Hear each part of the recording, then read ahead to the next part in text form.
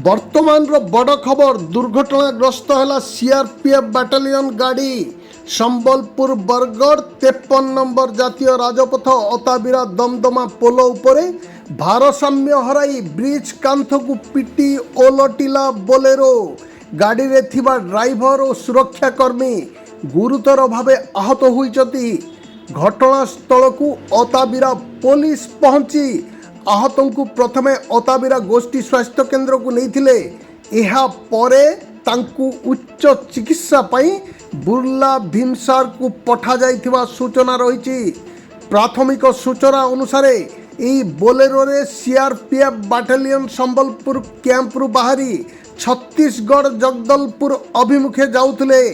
अताबिरारू Rohan बुड़ांक report कोशल प्रवाह।